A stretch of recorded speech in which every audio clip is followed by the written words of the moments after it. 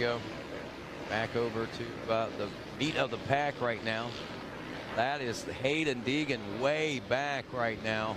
Where is he in the mix of things right now? 16th place position, so definitely going to want to keep an eye on this ride right here. Making his way past Cole Bradford right now. Down through that fast section along the highway, Rodney, and here he goes to work through the rollers, buddy. Absolutely putting the work to it. Now, right now, with his speed, he's going to be able to pass a couple of these guys in some packs. He's going to be able to pick up 2 or 3 at a couple times just for the speed he's carrying. But I can tell you, that's allowing those leaders like Haiden, Shive, and Ben Garib to really make their way down the track. Absolutely. Shive is stretching things out here. Oh! Did you see that? Both feet off the pegs for Deegan, man. Dog paddling through there. Lucky didn't get a foot stuck in one of those ruts.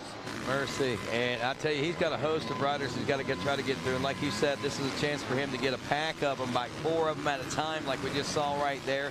Here comes another rider. Ooh, side by side up out of the Gator pit. We'll see where that scores. Deegan is Shive, Garib, Cameron Duro, Eddie Norded in 4th, Cody Groves in 5th, Leo Tucker in 6th, Gabe Endrigo 7th, Oscar Asparas is 8th, Trevin Nelson in 9th. Haiden Deegan now up to 10th place position, turned a 155 through all of that. Even amongst all that traffic, a 155. That's the difference, Rodney. You might have a 154 on open, clear track up front and a 153. He turned a 155 in 15th place. Mercy, all right, and came to 10th on that lap. So while he passed 5 guys, he ran the second fastest lap on the track. Here he goes now off the top of the Gators back now. Going to try to make a few more passes here. As all eyes, I'm sure, up front on Shive and Garib, but at the same time, you've got to be checking back to see where the 238 is, as the rest of the world does too. That number 10 of Gabe Endrigo just ahead of Deegan now. We're up to about the 8th place now, possibly, maybe even a little further up. He's making some work of a few of these riders a little at a time. Coming up on some more here in just a moment. That's a Kawasaki rider.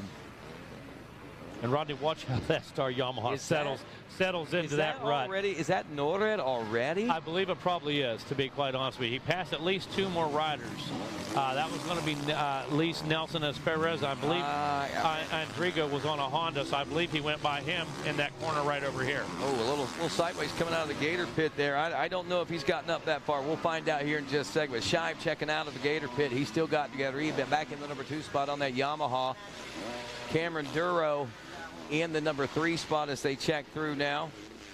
And then we've got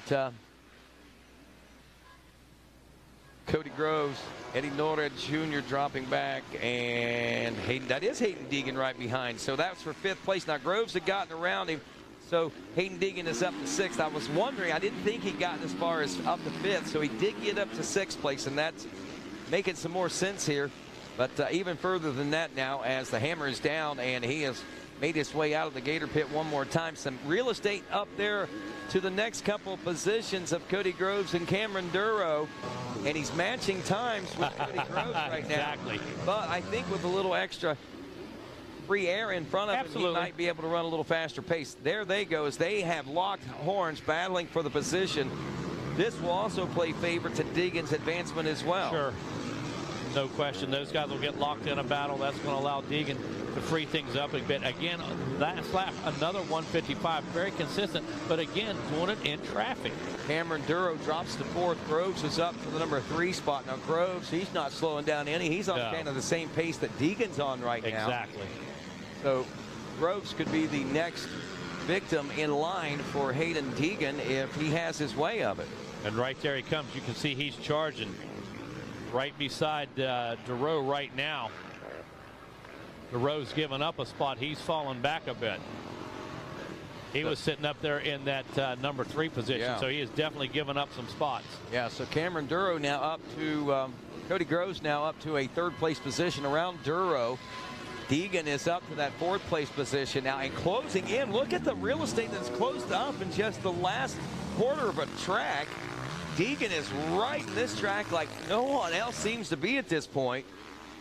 Shive And here's the battle for the lead. I was getting ready to say Shive should be under pressure now as Garib just turned a 152, and this is the battle for the lead we're watching going up the face of the Gator now.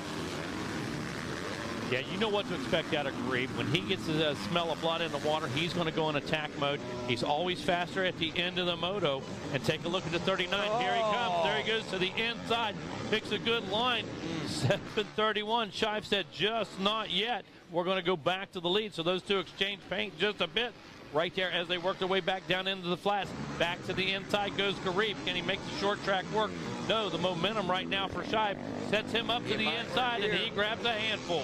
May work right here if he can get the right, and it does. Look at that. He grabs a fistful, but gets into some of that rough stuff as well. He can't get, there it is. Finally able to rock it on by. Yeah, had to dab a foot there. Rodney had to straighten it out, but man, he is gone right now. The number 39 machine trying to make a break for it. Shive going outside, trying to keep his momentum up. Can he answer back, Rodney? Well, 152.424 for Garib last time around. That explains why he caught up the Shive, the pressure he's been applying. Haiden Deegan turned a 152 as well and should be into the number 3 spot, and now tracking down this battle for the lead. The thing we got to think about, though, there was about 15 seconds from third to second place position, and that might be one of the saving graces for these front two runners, but we are barely at the halfway point of this race. I think the cross flags may be coming out now, and if that's the case, Haiden Deegan's got a little more time to work with, and Benjamin Garib is on the run for the, well, more than the right reasons. Not only does he want to win, he also, in order to win, he's got to keep this pace going right now. So Shive into the number 2 spot, and I'm believing that, yeah, and it is Deegan into the number 3 spot. I didn't see it actually happen, but at the pace he was going, you had to know it was going to take place. A 151.783, a 15-second gap now down to just under 13 at 12.7. And as you mentioned, Rodney, once he cleared the traffic and did get free reign, went from that 155 down to 151.7. He's in attack mode right now. Still has half of this race to go. Shive giving up a little bit of time now, running a 155 to Garib's 153. Well, Shive and Garib still battling for first, but all the while, if they do get locked up, that will slow them down some. Garib got slowed down from his 152 solid there to a 153. Only lost second and a quarter or so on that lap time, but I guess the real answer, the real question to be answered will be right here on this lap. There is the Yamaha teammate of Deegan. That is Dax Bennick now in the number 6 spot, and honestly, Bennick has had his work cut out for him, working his way up through the pack as well, outside the top 10 in that first lap, and has now solidified himself a solid ride as well. So both these Yamaha riders doing very, very well here today for Star. And look at Bennick's lap time. Bennick comes in with a 154, and again, he's been in traffic the whole race. He hasn't had room to move. He hasn't been able to let her rip, let her eat, as they say. And Bennick picking his way through the pack, pulling a 154 last time around, Rodney. Impressive. Well, Garib is on point, but he has not had a chance to relax in that position yet. That may quicken his pace, and that might be some more saving grace here toward the second half and through the second half of this race now. 5 laps or 6 laps down for our leaders now. And you just saw, did you see that look? He was looking to see where those guys were. He was sizing up the competition. What's the distance I'm going to have to make up? And what am I going to have to do? So he puts his head down, and you can see that a 10-second gap now, just under 11. So another 3 or so, 2.5 so seconds has been shaved off that lead by Haiden Deegan. It's not enough. When you're looking at 10, I'm expecting maybe 4 or so more laps to go. 4 more, yeah. And 2 seconds a lap is only going to cut 8 off. So really, he's going to have to find a little speed, and he's going to have to hope or that Garib and Shive slow down just a little bit if he is going to put himself into position to win. Yeah. Here's the beauty of it. It's motocross. A 3 on a day in an event like this could very well bode an overall win with the second moto win. No question, but also, if it was a 151 last time, will it be a 149 this time? Okay. What we seen him down as low as what, a 146.3, I think, at one point yesterday when we were in some of our earlier motos. Obviously, course conditions were a little different. and the track surface and line choices were much different at that particular point. But you know, right now I don't think I'd be surprised if I didn't see some sub 150s, to be honest with you. Absolutely. And right now, track is as rough as it is, easy to catch a foot, easy to drag a leg, that type of thing, catch the front end. So anything can happen, Rodney, here in these last few laps. 6 laps in the books. All right, now watch this. Check out how this is going to go here. You see our leaders going Grieve and Shive going over the finish line. Now watch what Haiden Deegan does. Is he going to be looking over? Is he going to be searching for the... No, he's looking down. He's looking ahead this time.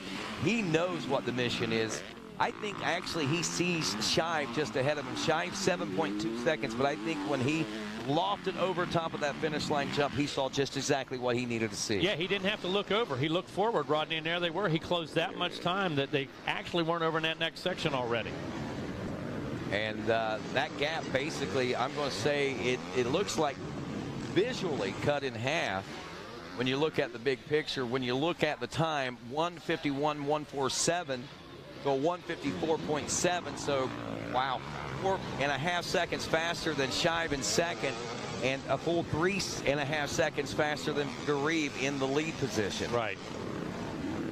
And I tell you, Garib, he's had a stellar ride. He has absolutely just laid it down, put in good lap times anywhere from 1:52, 1:53. His best was a 1:52.4. He's been very consistent with that. Was put in a good position, had himself in good position, and taken full advantage of it. Mathematically, if we stay consistent, Haiden Deegan could be on the final lap in the final section in position to make a pass, mathematically. Yeah, if you take a look at the simple math. And consistency. Yeah. It's going to be consistency on his part and the consistency on Garib and Shive. But to say that they're going to run 153s and 154s again, it's kind of a stretch. They may pick it up. They may slow it down. They have slowed down the last couple of laps, and if they continue that trend, it's only going to bode better for the 2:38 of Haiden Deegan. Yeah, and there's no way we can fill in the blank on those lap times. And look, there's only about 8 bike links, 6 bike links that separate, 8 bike links that separate second and third. So everything that we were deducing there is starting to play into here. So let's see what happens. Garib checks in at a 1:53. He stays consistent. A 1:57 that time for Shive, and a 1:51.2. So Deegan stays consistent. Garib stays consistent. Shive slows down. That actually is a favor for Deegan, especially if he can make quick work of Aiden Shive here these next 2 laps. We may be seeing the race that I'm talking about. This last section. There it is right there, Rodney, right in front of us. Coming into the final stretch here will be a race for the win in this Moto 1. If this stays at this pace. And here comes Deegan now, top of the key. He's going to slide underneath, thread that needle, see if he can make that pass stick, and does. Feet up, fully leaned over, took control of that one right there, brother. Made a nice pass. So Deegan now one more order of business as he lays chase to the 39 Yamaha of Benjamin Garib. A real quick check back through the pack, and while we watch this unfold, Garib, Deegan, Shive, Bennick now up to 4th place. Needed to give you that, and he's 16 seconds back, another 14 seconds back in 5th is Blackmer. These guys are on a terror right now as far as lap times. Trevin Nelson in 6th behind Blackmer. Cody Groves in 7th. Cameron Duro is 8th. Now Eddie Norris Jr. 9th. Corey Karsten in 10th. And Leo Tucker, Pedro Bueno, Gabriel Andrigo, Zach Uman is in 14th. Kimball Jett rounding out the top 15. And now as our leader, I believe, may be approaching and does approach some lap traffic. Again, this is going to play favor. Look at this. This may actually tighten this up even quicker than what I expected, but it also could slow down Haiden Deegan. But Deegan doesn't appear to be slowing down too much by lap traffic, at least traditionally. No, with the pace he's carrying, he can pass that right where he comes from. He doesn't have to set him up. He doesn't have to wait for this corner or that corner. A 150.9 that time around, 5.3 seconds. It's what he's going to have to bridge. But again, lap traffic is in there, and now this is going to put you on the edge of your seats, my friend. That was lap 9. I didn't see a white flag come out that time around, so we still got more time to go here. This This is looking better and better for Haiden Deegan. Listen, Haiden Deegan has the ability, and few riders do, and one of the first one to come to my mind is James Stewart. Haiden Deegan can pass riders pretty much where he comes to them. He doesn't have to wait till the next corner. I'm going to get him at Gator Falls. I'm going to set him up for this or that. He carries enough of a pace that if I catch you in a corner, I'm going to pass you in a corner. If I catch you on the jump pace, I'm going to jump past you. If I catch you on the downhill, I'm going to outrun you down the hill. So he doesn't really have to take that time and wait half a lap or 2 or 3 corners. He carries so much speed that when he gets to you, he's going to go ahead and go by. And your point proven. Thank you. Right there, as you explained it, Megawatt, we watched it all unfold before our very eyes. Down through 20 miles of bad road goes the 39 of Benjamin Garib with a quick check behind him. Now, you just saw it. I saw him look over. He looked over, it looked like looking to see who or what was coming up behind him. And I don't know whether that is starting to signify he's getting tired or starting to signify I wonder where, if any, competition is coming at this point, because he hasn't been touched and hasn't been, no one's been in that area for a while, so he's had a pretty good comfort zone. And he's had a pretty good sprint going, so you can bet starting to get a little bit of heart rate, starting maybe to pump up just a bit. But these guys, they go out and they practice 30 minutes plus 2. The time shouldn't be the big issue. Right now, the urgency is who is where, and he knows exactly who is behind him. Garib is through, man. I'm right. This is intensity at its best. Good racing, no doubt. There is Garib in, checking in with 10 laps complete, a 154.255. Just to give you an idea what that lap time was that time around. Deegan checks in 3 seconds behind now with a 151.904, so about 2 seconds faster. So here we go, 3.039, so literally just 3 seconds separating these two riders. I believe it's less than that right now. Yes. That thing had to reset a couple times. That 3 seconds is down to about 1.5 right now. Absolutely. And you could see it. Look at the, I mean, and right now Garib is trying to find a smooth line through there, and I think his wading through those lines like that might be costing him a little time.